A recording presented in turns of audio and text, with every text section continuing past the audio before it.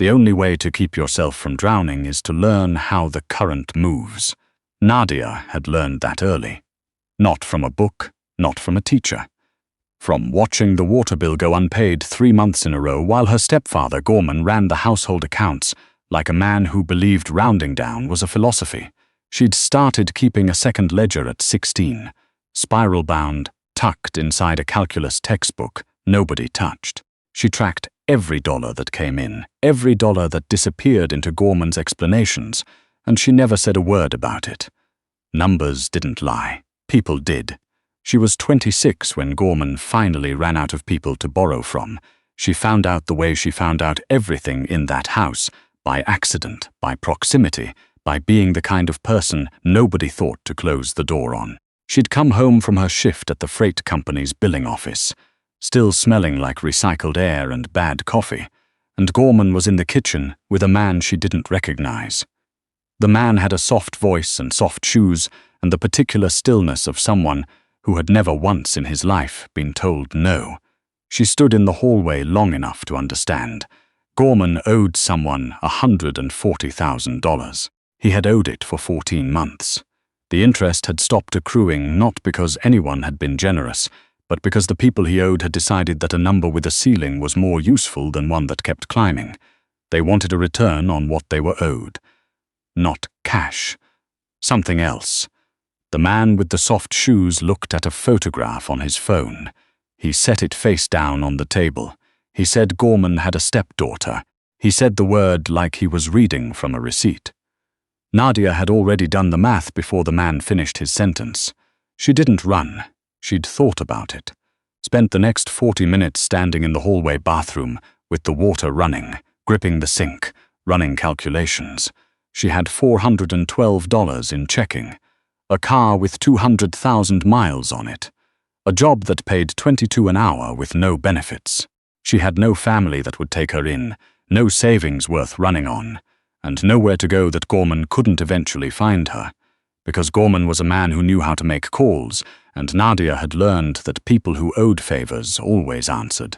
So she did the thing that felt insane and was probably the only rational choice she'd ever made. She walked into the kitchen. Gorman went white. The man with the soft shoes looked up.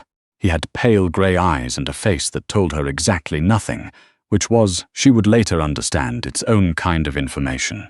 She said, "I want to see the contract." Nobody moved. She said it again. Whatever he signed.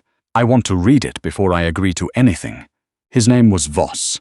Not his first name, that was Killian, but nobody used it to his face except his dead mother, and apparently the priest who'd baptized him in a church that no longer existed.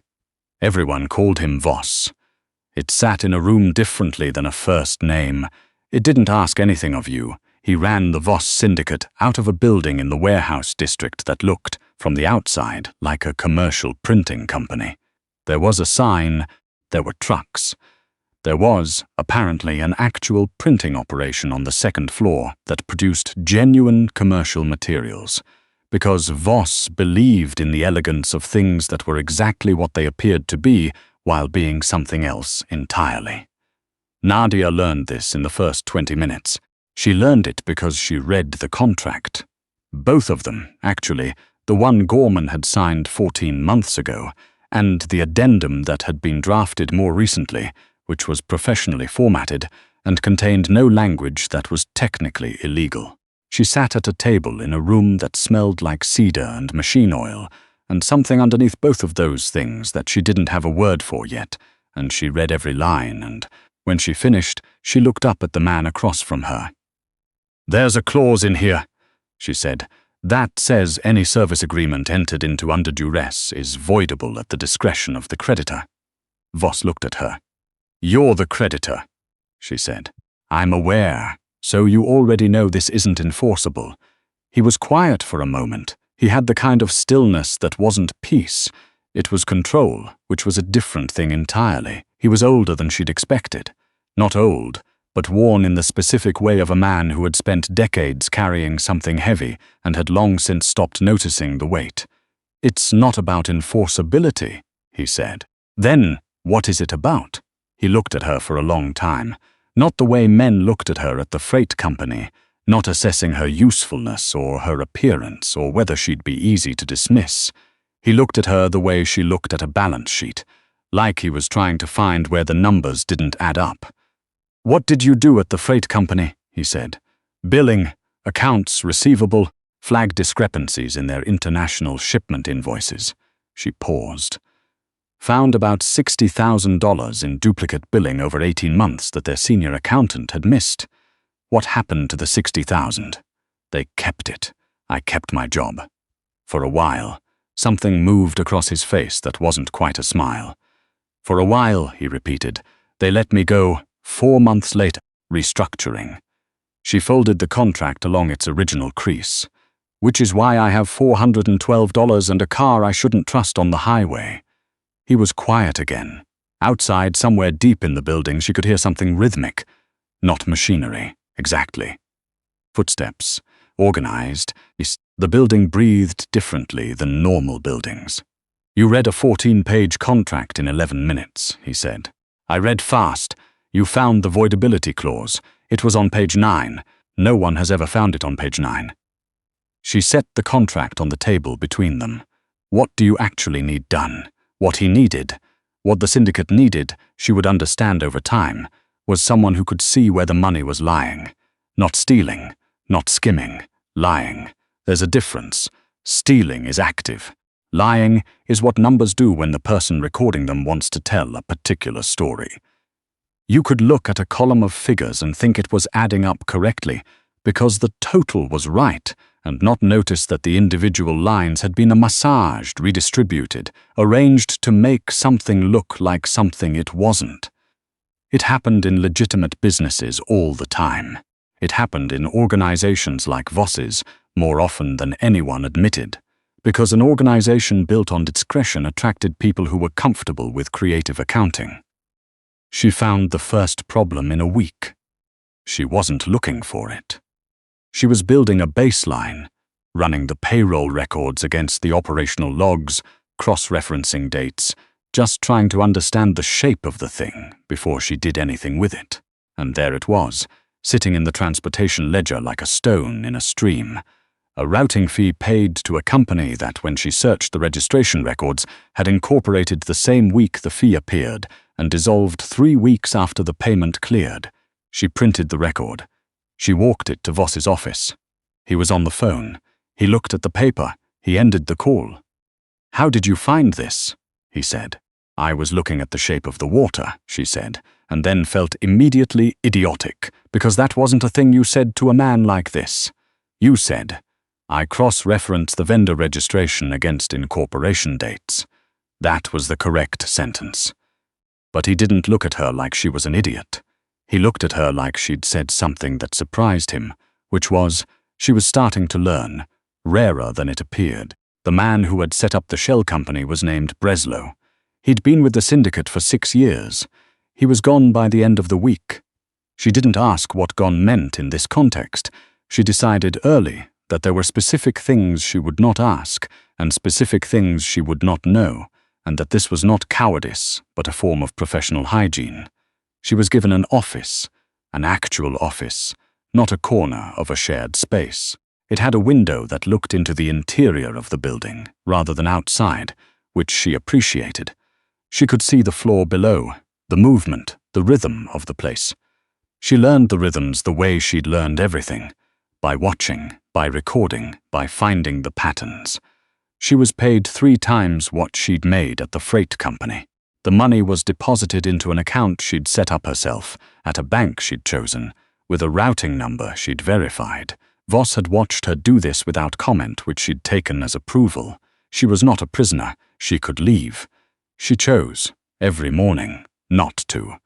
She told herself it was the money. She told herself it was the work, which was genuinely interesting in a way that billing invoices for containerized cargo had never been. She told herself it was the window, the rhythm, the satisfaction of finding where the numbers were lying and making them tell the truth. She didn't examine the other reasons. Not yet. She had been there 6 weeks when she made her first real mistake. It wasn't a professional mistake. Professionally, she was meticulous to the point where even Harlan, who ran the day-to-day operations and had greeted her arrival with the warmth of a man who'd found a new creak in the floor, had stopped finding reasons to question her numbers. It was a personal mistake, the kind that happens when you've been tired for so long that your guard drops not all at once but in increments, and you don't notice until you've already said the thing. She'd been working late, not unusually late, just later than most of the building, which emptied out past 9 most nights. She was reconciling a discrepancy in the port logistics account, the kind of thing that required concentration and no interruptions, and she'd been at it for 3 hours, and her coffee had gone cold twice, and when the door opened she'd said, without looking up, "If this is about the Miami invoice, I need another hour." "It's not about Miami," Voss said. She looked up. He was standing in the doorway with his jacket off and his collar loosened, which was, she realized, with the particular awareness of someone who has not been sleeping well. The first time she'd seen him look like something other than a controlled variable. He looked tired, not the performed exhaustion of a busy man, actually tired. The kind that lives behind the eyes. "Sorry," she said. "I didn't hear you." "You never hear anything when you're working." He said it without judgment. He came in and sat across from her, which he'd done before. He had a habit of reviewing things in her office rather than his own, and she'd stopped trying to understand why. He looked at the screen. "What's wrong with Miami? Someone is double booking container space and charging us for both bookings. It's either incompetence or fraud." She pulled up the timeline, based on how consistently it's been happening. Same vendor, same window every 6 to 8 weeks. I'd call it fraud. How long has it been going on? At least a year before I got here. Maybe longer if I go back further, which I'm planning to do tomorrow. He looked at the screen for a moment. Then he looked at her. "You look like you haven't slept," he said. The directness of it caught her off guard. At the freight company, no one said things like that. You performed wellness. You said you were fine. You said you'd been a little busy. "I sleep 4 hours a night," she said. "I always have." "Since when?" She thought about it.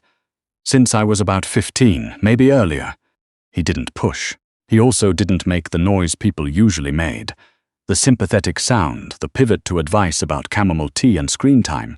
He just accepted it as a fact about her, which she was realizing was the way he accepted most things.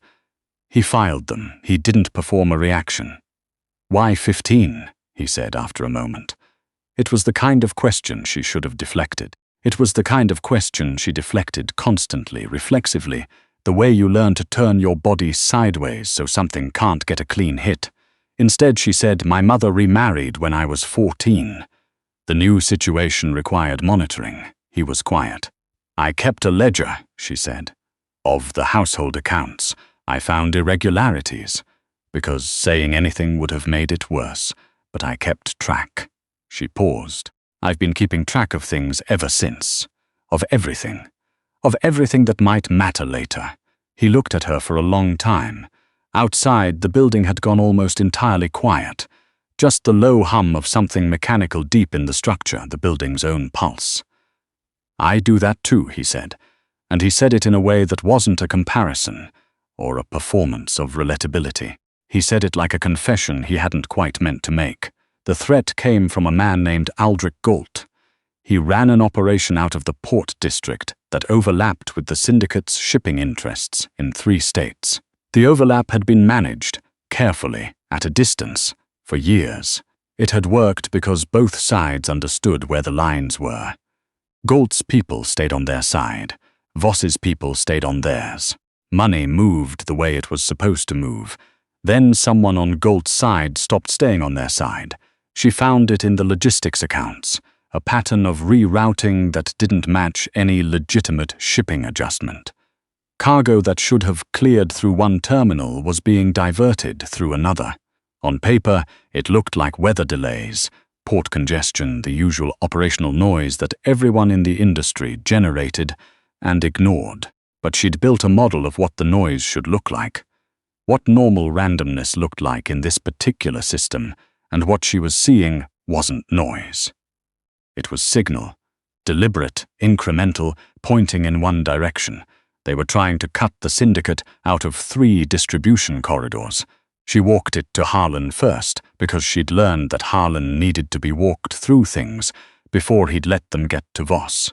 She sat across from him with the printouts and took him through it line by line, and she watched him go from skeptical to quiet, to something that looked like the controlled anxiety face of a man running scenarios he didn't like. "You're sure," he said. "I'm sure of the pattern. I'm sure of what the pattern indicates. What Golt intends to do about it is outside my area. When did this start?" She checked her notes. 6 weeks ago, possibly earlier. I'd need to go back through the archived logs for the ports in question, and some of those are on systems I don't have access to yet. Harlan looked at the printouts for a long time. "Give me everything you have," he said. "The full documentation." She gave it to him. She went back to her office. An hour later, Voss came in and closed the door, which he'd never done before. He had the documentation in his hand. His face was exactly as controlled as always, but there was something underneath it. Not anger. Something more precise than anger. The particular expression of a man who had suspected something and hoped he was wrong and now knew he wasn't. He sat down. "Walk me through how you found this," he said. She walked him through it. He didn't interrupt. He asked 3 questions, sharp, specific, the kind of questions that told her he understood the mechanics of what she was describing, that he wasn't asking her to explain the concept, only to confirm the specifics. When she finished, he said, "You built a model, a baseline, what normal should look like." Then I looked for what didn't fit the baseline. How long did that take? To build? About 3 days. To calibrate it? I've been calibrating it since I got here. Every new data point adjusts it. He looked at the papers. Something shifted in his face. Not softening exactly. More like the release of a particular kind of tension that had been held so long it had stopped registering as tension. "I had someone in the role before you," he said. "He was here for 8 years. She waited. "He never built a model," Voss said. "He flagged things when they were already obvious. He was good at confirming problems. Not at anticipating them. Anticipating them is more useful." "Yes," he said. "It is." He stayed in her office for another 2 hours that night. They went through the documentation together, line by line, Nadia explaining and Voss asking, and both of them building the picture of what Golt was attempting. She forgot, for stretches at a time, that she was sitting across from a man who moved money and power through systems most people didn't know existed. He was just a person in a room, trying to understand something complicated, asking good questions. It was the most normal she'd felt in 6 years. The situation with Golt resolved in a way she wasn't told about directly, but she could read the aftermath in the numbers. The diversions stopped. The corridors went back to their normal pattern. 2 of the contacts on Golt's side that she'd identified through the logistics trail disappeared from the records entirely. Not dead, she thought, or not necessarily, but removed from the equation in a way that was permanent. She didn't ask. Professional hygiene. What she did notice was that after the Golt situation, something shifted in the building. Not dramatically, not in any way she could have pointed to and explained. But Harlan stopped being the first stop when she needed something. She went to Voss directly, and Voss's door was always open for her in a way it wasn't. She understood from context, for most people. She was given access to the archived port logs. She was given a second monitor. Small things. The language of an organization adjusting around someone. She found the rest of Breslow's scheme, the full 18 months of it, on a Thursday in November. She put together a report and brought it to Voss, and after he'd read it, he looked at her and said, "You found 22 months 8. The first 6 months are in the pre-digital records. I had to work backward from the physical ledgers." She paused. "Someone scanned them but didn't index them properly, so they've been functionally invisible." "Functionally invisible," he said. He had a way of repeating things she said that she'd stopped finding unnerving and started finding. She chose the word carefully in her own mind, grounding, like he was taking what she said seriously enough to say it back. "Everything that seems invisible has a record somewhere," she said. "You just have to know what you're looking for." He looked at her, and this time the look was different. Not the balance sheet look, not the professional assessment. Something she didn't have an immediate category for, which meant she filed it under things to examine later and moved on. She was good at that, or she had been. She almost left in December, not because she wanted to, because Gorman called her for the first time since the night she'd walked into that kitchen, and he cried. He said he'd made a mistake. He said he missed her, which was the thing she hadn't expected him to say, and which made her feel for an ugly moment the particular pull of a familiar misery over an unfamiliar stability. She stood outside in the cold for 20 minutes, with her phone in her hand. She didn't call back. She thought about it. She worked through it the way she worked through everything. She made a list in her head of what returning to that life would cost her. Not monetarily. She was past thinking in purely monetary terms. What it would cost her in the other currencies, the ones that didn't appear in ledgers but governed everything anyway. Time, safety, the particular piece of work that meant something. She went back inside. Voss was in the corridor. He'd come from somewhere. She didn't know where. It was after hours. She hadn't expected anyone. He looked at her face. He didn't ask what was wrong. He said, "Come have coffee." Not his office. The small kitchen at the back of the building that nobody used in the evenings, with the window that looked over the loading bay. He made coffee in the way of someone who had been making their own coffee for a long time, efficiently, without flourish. He set a mug in front of her and sat across from her. She said, "My stepfather called." He said, "I know." She looked at him. "We monitor incoming calls," he said. "It's standard." And then, before she could say anything, "I didn't listen to the conversation." She believed him. She wasn't entirely sure why, but she did. "He cried," she said. "He's good at that. He could cry on cue when I was a kid and he needed my mother to forgive him something." She wrapped her hands around the mug. "I kept waiting to feel something and all I felt was tired." Voss was quiet. Outside, the loading bay was dark and still. The overnight crew hadn't arrived yet. "Tired is honest," he said. "It doesn't feel like enough. It's usually more accurate than the other things." She looked at him. In the kitchen light, he looked different than he did in the office. Less composed, not in a worrying way, but in a human way, the way people look when the context changes and the performance doesn't quite follow. There was a scar along his left jaw that she'd noticed before but not thought much about. There were threads of grey at his temples. There were the hands around his own mug. Large hands, still hands, the hands of a man who had learned a long time ago that stillness was power. She said, "Why did you come find me?" He looked at the window. "I saw you go outside, and you stayed outside too long." She held that for a moment. "You monitor that too," she said, and it came out softer than she intended. "I notice things," he said, not proudly. "Just as a fact, I've always noticed things."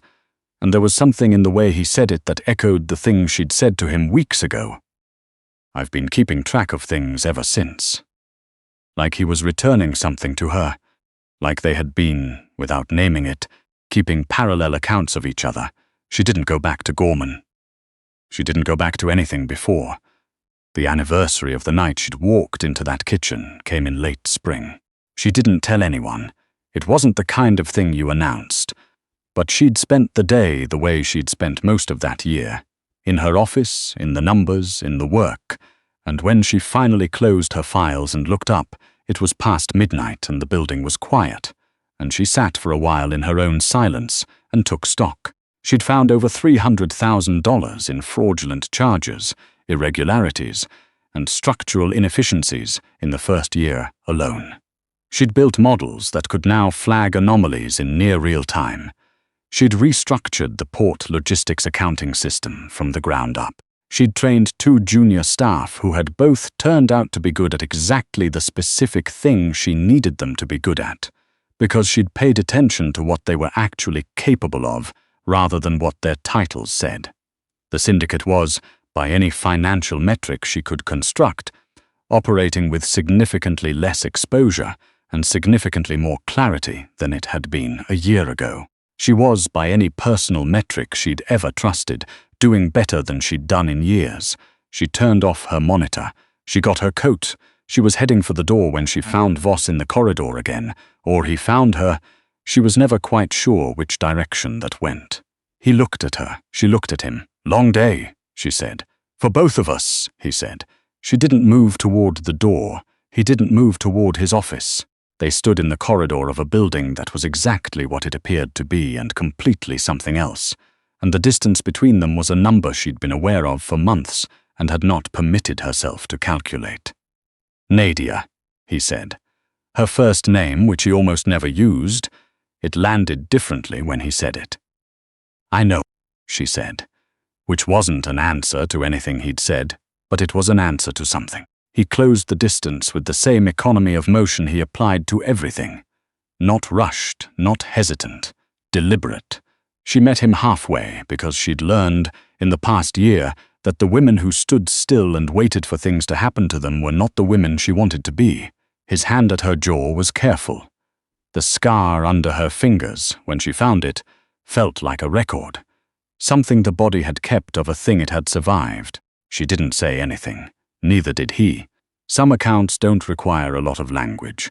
She was 31 when Gorman finally surfaced again. Not calling this time, but showing up at a meeting Voss had told her obliquely that she didn't need to attend. She found out afterward, the way she found out everything, by reading the right documents in the right order. Gorman had gone to someone else looking for the same thing he'd always looked for. Someone to absorb his debts. He'd found someone who had worse ideas than Voss about what that absorption should look like. And then, when that had gone badly in the way it was always going to go badly, he'd tried to use her name. She read the file. She closed it. She sat with it for a while. Voss came in. He sat across from her. He didn't pretend he didn't know she'd read it. "He's in Reno," he said. "He's not going to be a problem. Is that the professional version or the personal version?" "Both." She looked at her desk, outside the window, the real window, the one they'd moved her to 6 months ago, the one that looked over actual sky. The light was going amber and long. "I don't want him hurt," she said. "I want to be clear about that. He won't be. I want to be clear about why, too." She looked at Voss. "Not because I forgive him. Not because he deserves anything, because carrying that is expensive, and I've been doing a very thorough audit of what I can afford to carry, and that's not on the list anymore." He looked at her for a long moment. "You know," he said, "when Rafferty brought you in, I thought you'd last 3 weeks. Rafferty has consistently underestimated most things." He has. Something in his face, that thing she'd learned to read over a year of watching, the thing underneath the control that he didn't always know he was showing. "I told him that after the first week." She held his gaze. "You told him after 1 week," she said. "The voidability clause," he said. Page 9. She felt, in her chest, the specific warmth of something she hadn't known how to name for a long time and had stopped trying to name and had simply allowed to exist instead. The way you allow a number to stay in a column when you know it's going to matter later, when you know it belongs in the account even before you understand exactly what the account is for.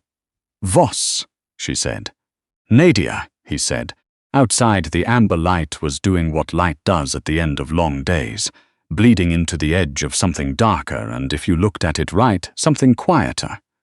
Not an ending, a different kind of accounting, one where the columns she'd been keeping her whole life, careful, private, precise, finally added up to something she hadn't been able to plan for, because it wasn't the kind of thing that appeared in any ledger she'd known how to keep before. She was the woman who found what was invisible. She was the woman who read the water, and for the first time in as long as she could remember, she let herself be found too.